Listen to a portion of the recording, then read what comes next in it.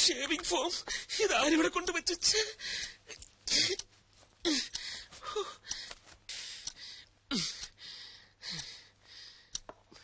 Spray.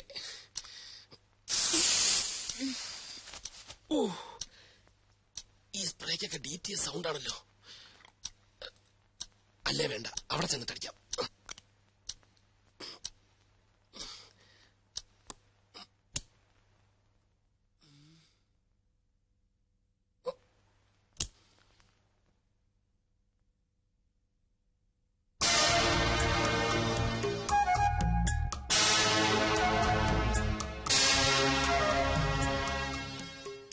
ഭാഗ്യം എല്ലാരും ഉറങ്ങി. ശിവന്മാർക്ക് കിടന്ന് ഉറങ്ങിയാൽ മതിയല്ലോ, ഒന്നും അറിയണ്ട. 104 എല്ലാം ക്ലിയർ.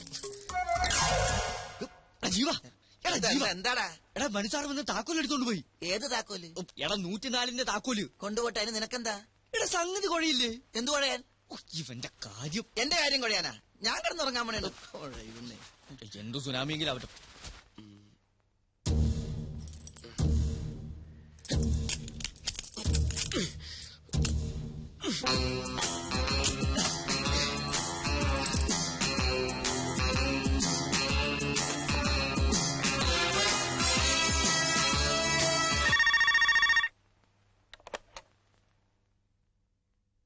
ഹലോ. ഹലോ, ഞാനാ മനു. റൂമിലെത്തി, വേഗം വാ. സർ വേണ്ട, എനിക്ക് പേടിയാവുന്നു. ഒന്നും പേടിക്കണ്ടെന്നേ, ഇവിടെ അങ്ങ് ആരുമില്ല, എല്ലാരും ഉറക്കമായി. അല്ല അത് പിന്നെ എന്നെ ഡിസപ്പോയിന്റഡ് ആക്കരുത് പ്ലീസ്. വരണം, വന്നേ പറ്റൂ. ഞാൻ കാത്തിരിക്കുക.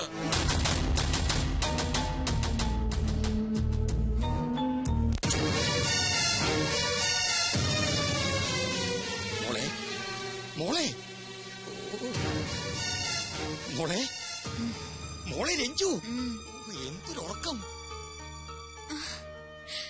അച്ഛനോ? അച്ഛനെപ്പോ വന്നു? ഞാനിപ്പോ വന്നേ ഉള്ളൂ. അത് പോട്ടെ, എന്റെ പുന്നാര മരുമോൻ എവിടെ? മനു ഇവിടെ കിടന്നിരുന്നല്ലോ. ബാത്റൂമിലോ മറ്റോ പോയി കാണും. മനുവേട്ടാ, എന്റെ മോളെ അങ്ങനെ വിളിച്ചാലും അവൻ കേക്കില്ല. അവൻ എവിടെയുണ്ടെന്ന് ഈ അച്ഛനറിയാം. അച്ഛൻ എന്തായി പറയുന്നേ? ഓ, പാതിരാത്രിയിൽ ഭാര്യയെ മുറിക്കകത്ത് ഉറക്കി കിടത്തിയിട്ട് മുങ്ങുന്നൊരു ഭർത്താവിനാണല്ലോ മോളെ നിനക്ക് കിട്ടിയത്. നീ ഇനി ഒന്നും പറയണ്ട, എല്ലാം നേരിട്ട് കണ്ടാലേ നിനക്ക് ബോധ്യാവുള്ളൂ. വന്നേ നോക്ക്, വെറുതെ എന്നെ ക്ഷമ പരീക്ഷിക്കരുത്. തനിക്ക് എന്താ പേടി? അതൊന്നും പറഞ്ഞാ പറ്റില്ല, വന്നേ പറ്റൂ. 5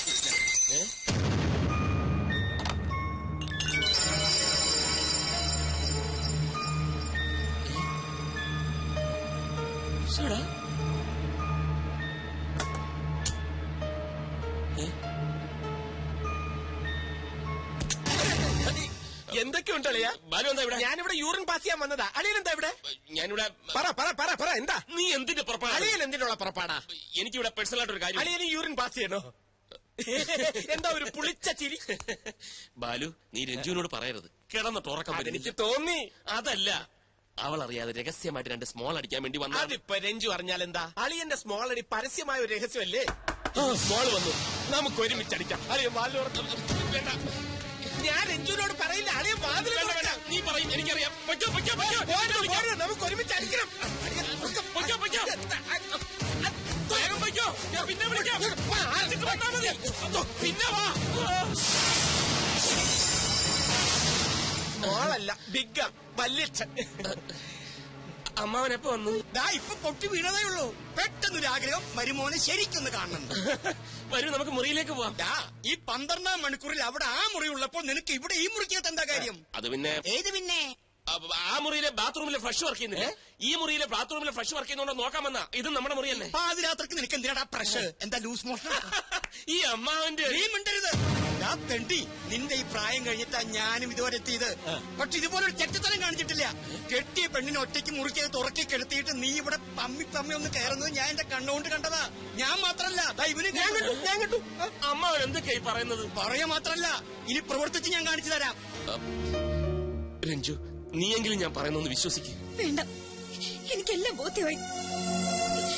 ഇത്രയും കാലം മനുവേട്ടനെ വിശ്വസിച്ച ഞാനാ വണ്ടി. എനിക്കിനൊന്നും കേൾക്കണ്ട. രഞ്ജു, നടന്ന കാര്യങ്ങളെല്ലാം നിന്നോട് മാത്രമായി പറഞ്ഞ് ഞാൻ ബോധ്യപ്പെടുത്താം. വേണ്ട വേണ്ട. നീ കുറെ കാലായി ഇവളോട് മാത്രമായി പറഞ്ഞ് ബോധ്യപ്പെടുത്തുന്നു. ഇപ്പൊ അവൾക്ക് എല്ലാം മനസ്സിലായി. രഞ്ജു, നീ ഇതിന് പിന്നെ ദുഃഖിക്കേണ്ടി വരും. ഇല്ലടാ, അവള് ദുഃഖിക്കില്ല. ഇവളെ പൊന്നുപോലെ നോക്കുന്ന നല്ല അന്തസ്സുള്ള ചെറുപ്പക്കാർ ഈ നാട്ടിലുണ്ട്. അവരോട് തന്നെ കണ്ടുപിടിച്ച് കെട്ടിച്ച് കൊടുക്കും ഞാൻ ഇവളെ. നീ പോടാ, വാ മോളെ. രഞ്ജു, അവളെ വിളിക്കണ്ട, അവള് വരില്ല. ആ ചാപ്റ്റർ ക്ലോസ്ഡ്. Good bye.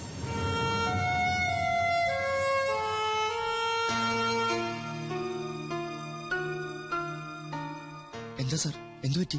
എല്ലാം കുഴപ്പമായടാ. രഞ്ജു വളരെ ഫീൽ ചെയ്താ പോയത്. വേണ്ട, അകത്തോട്ട് കയറണ്ട. എനിക്ക് പറയാനുള്ളത് ഞാനത് പോണ്ടിച്ചേരിയിൽ വെച്ച് പറഞ്ഞു. നിനക്ക് പറയാനുള്ളത് നീയും പറഞ്ഞു. ഒടുവിലൊരു തീരുമാനവുമാണ്. ഇനി നിനക്ക് എന്താ വേണ്ടേ? എനിക്ക് രഞ്ജുവിനെ കാണണം, അതിനാ ഞാൻ വന്നത്. രഞ്ജുണ്ടായിരുന്നല്ലോ അവിടെ, നീയും കണ്ടതല്ലേ. അവൾക്ക് പറയാനുള്ളത് അവളും പറഞ്ഞു. ബാലു നിനക്ക് വല്ലതും പറയാനേ പറഞ്ഞു കൊടുക്കണം. ഹലോ, എനിക്ക് നിന്നോട് ഒന്നും പറയാനില്ല. നീ പോടാ എന്റെ പാട്ടിന്. അമ്മാവ തമാശ കളിക്കാനുള്ള നേരമല്ലത്. രഞ്ജുവിനെ കണ്ടിട്ടേ ഞാൻ പോവും. എനിക്ക് അവളോട് സംസാരിക്കണം. പക്ഷേ അവൾക്ക് നിന്നോട് സംസാരിക്കണ്ടെങ്കിലോ? എല്ലാം കേട്ടോണ്ട് അകത്തിരിപ്പുണ്ട്. സംസാരിക്കാനേ പറയാനുണ്ടെങ്കിൽ ഇറങ്ങി വരില്ലേ? അവള് വന്നില്ലല്ലോ. നീ ഇനി ആരെ കാണാനേ നിക്കണേ? പിന്നൊരു കാര്യം, നീ നേരെ ആഫീസിലോട്ടാണ് പോകുന്നെങ്കിൽ അവിടെ പോയിട്ട് കാര്യമില്ല. ആ കസേര ഞാൻ മാറ്റി പണിയാൻ കൊടുത്തു അല്ലേടാ. പിന്നെ കമ്പനി വക കുറച്ച് പണം ബാങ്കിൽ കിടപ്പില്ലേ, അത് ഞാനങ്ങ് മരവിപ്പിച്ചു. ഇനി നിനക്ക് 5 or 10 വേണമെങ്കിൽ ചോദിച്ചാൽ ഞാൻ തരാട്ടോ. നിങ്ങളൊരു മനുഷ്യനാണോ? അല്ലടാ, മൃഗം. കണ്ടാ മൃഗം. എന്നെ തോൽപ്പിക്കാനാണ് ഭാവമെങ്കിലും നടക്കില്ല. രഞ്ജു എന്റെ ഭാര്യയാണെങ്കിൽ അവൾ എന്നോടൊപ്പം ജീവിക്കും. അവൾ എന്റെ മോളാണെങ്കിൽ ഞാൻ പറയുന്നതനുസരിച്ച് ജീവിക്കൂ. കാണാം. കാണാം. നീ പോടാ, വാടാ. വന്നു.